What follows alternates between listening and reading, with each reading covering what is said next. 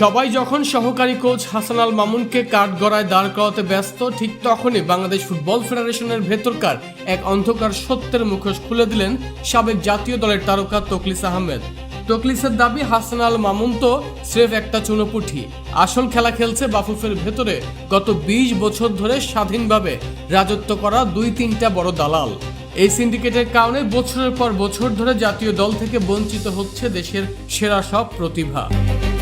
এতদিন বাফুফেতে যে সিন্ডিকেটের বিষয়টি ছিল ওপেন সিক্রেট, তা নিয়ে এবার সরাসরি কথা বললেন তকলিস। সাবেক এই ফুটবলারের গুরুতর অভিযোগের তীর সরাসরি বাফুফের রন্ধ্রে রন্ধ্রে লুকিয়ে থাকা সেই মাফিয়াদের দিকে, যারা টাকার লোভে ধ্বংস করছে তরুণদের ক্যারিয়ার।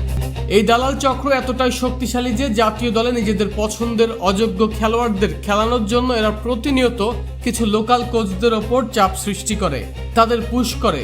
শুধু কি দল গঠন, পর্দার আড়ালে থেকে ক্লাব ফুটবলে কোটি কোটি টাকা মারার এক বিশাল এবং অজেয় রাজত্ব গড়ে তুলেছেন কতিপয় দালালরা। এই সিন্ডিকেটের কারণে প্রতিভার অবমূল্যায়ন হচ্ছে, ক্লাবগুলো জিম্মি হয়ে পড়ছে, আর আন্তর্জাতিক মঞ্চে লাল সবুজ জার্সি বারবার লজ্জিত হচ্ছে।